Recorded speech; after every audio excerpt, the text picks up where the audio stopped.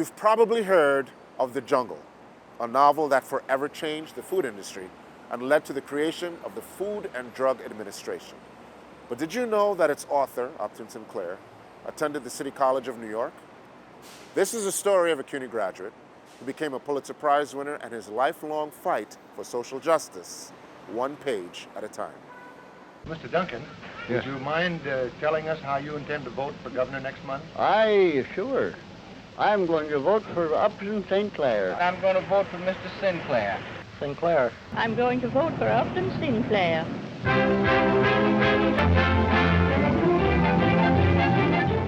It is 1934, and Upton Sinclair, a famous novelist, muckraker, and a lifelong socialist, is running on a Democratic ticket to become the new governor of California.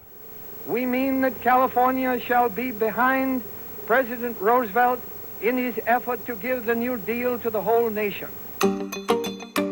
His ambitious platform of political and economic reforms, known as End Poverty in California, or EPIC, includes radical ideas such as public works, land redistribution, sweeping tax reforms, and guaranteed pensions. And as such, it is doomed to fail. Gathered around the conservative candidate, Frank Merriam, is a propaganda machine led by big business moguls and Hollywood executives. Merriam's counter-campaign uses every dirty trick available: fabrications, political spins, fake newsreels. Upton Sinclair is the author of The Russian Government, and it worked out very well there, and I think it should do here. Known as a provocative and controversial figure throughout his life, Sinclair is not so easily dismayed. Unfortunately for his campaign, however, some of the voters are. On November 6, 1934, Sinclair's political career came to a sudden end. Frank Merriam won the general election. Yet the legacy of the EPIC campaign was far-reaching. Sinclair's landslide victory in the Democratic primary and almost 900,000 votes in the general election would forever change the face of the Democratic Party. It would signal the birth of the new age of progressive politics and shape the way political campaigns are run in the decades to come. As for Sinclair himself, this certainly wasn't the end, more of a middle chapter in an already dense book.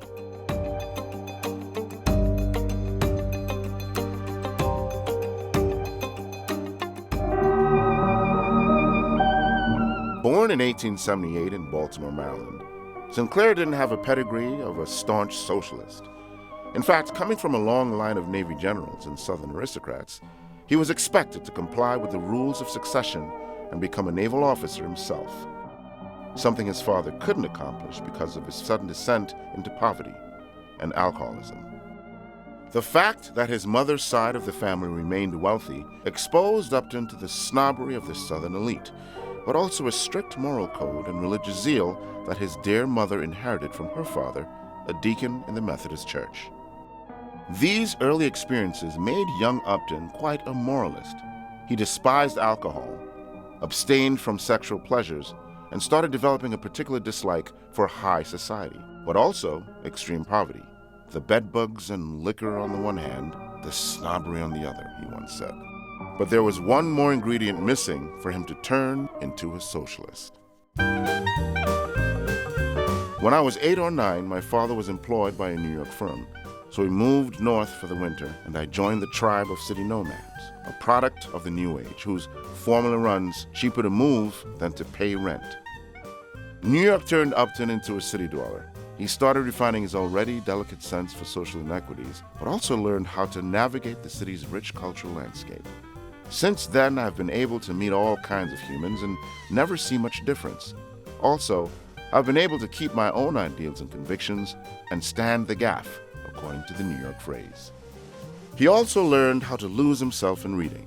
So, he read. A lot. In 1892, at the age of 14, Upton entered the City College of New York. By then, he had already developed a voracious appetite for reading, but it was at City College that he also started writing. After learning that his classmate Simon Stern managed to publish a story in the monthly magazine, he decided to try out this new art. His story about a pet bird who proved the innocence of a black boy accused of arson was picked up by a local publisher and paid in full. Price, $25. You can imagine that I was an insufferable youngster on the day that letter arrived, especially to my friend Simon Stern, who had not been paid for his story. This event marked the start of Sinclair's love affair with writing. Over the 5 years spent at City College, Sinclair supported himself by penning dime novels and jokes, and although writing pulp fiction made him quick-minded and extremely prolific, he soon started to discover the powerful potential of literature as a tool for change. A few years after graduating from the City College, Upton joined the ranks of Muckrakers, a new breed of investigative journalists who were ready to bury themselves deep in the industrial residue of the Progressive Era, revealing hidden injustices and exposing the rotten political structures created to cover them up. Writing for the socialist newspaper, Appeal to Reason, Sinclair went undercover, spending 7 weeks amongst the immigrant workers in the meatpacking plants of Chicago. His goal? To write an expose about the inhumane working conditions in the leading meatpacking industrial facility, and by doing so, raise public awareness about the urgent need to protect workers' rights and establish a strong safety net for hundreds of thousands of workers across the nation. What started as a limited series of news articles soon turned into a 400-page novel, and in 1906, when that novel finally came out in print, it caused mass hysteria. The Jungle, a book about a family of Lithuanian immigrants who, in their search of the American dream, end up being modern-age slaves, was rich in depictions of poverty, immigrant struggle, and social injustice. But what caused such a stir amongst Americans instead were Sinclair's depictions of food processing. There would be meat that had tumbled out on the floor in the dirt and sawdust, where the workers had tramped and spit uncounted billions of consumption germs. There would be meat stored in great piles in rooms, and the water from leaky roofs would drip over it. It was too dark in these storage places to see well, but a man could run his hand over these piles of meat and sweep off handfuls of dry dung of rats. These rats were nuisances, and the packers would put poisoned bread out for them. They would die, and then rats, bread, and meat would go into the hoppers together. The public was horrified, and so was Teddy Roosevelt. Within months, Congress passed the Meat Inspection Act and the Pure Food and Drug Act, both of which led to the creation of the Food and Drug Administration in June of 1906. "I aimed at the public's heart," Sinclair later said, "and by accident, I hit it in the stomach." This unintended consequence of his work remains one of the greatest examples of the power of writing to enact social change.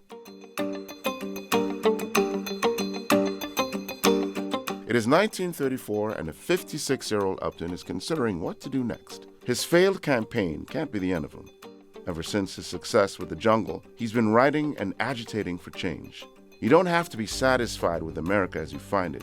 You can change it. I didn't like the way I found America some 60 years ago, and I've been trying to change it ever since. In 1917, he wrote King Coal, a similar account of the terrible working conditions in the coal mining industry. The same year, he wrote The Prophets of Religion, an essay about the role of religion in society. His 1919 book, The Brass Check, dealt with the lack of objectivism in journalism. The 1926 Oil, which was later adapted into the film There Will Be Blood, portrayed America's obsession with this precious resource. Upton is still unaware that he will proceed to do just that, write. In the next 4 decades, he will go on to write another 30-plus books, including his famous Lenny Budd series, that will earn him a Pulitzer Prize for the novel in 1943. In the end, 100 books later, and at the tender age of 90, he will go down in history as a man who used his writing to influence generations of readers, but also fellow authors, scientists, and world leaders. I don't know whether anyone will care to examine my heart, but if they do, they will find 2 words there: social justice. For that is what I have believed in and fought for. So, go on, Mr. Muckraker. It's just another powermonger in the office. Go on. Keep writing.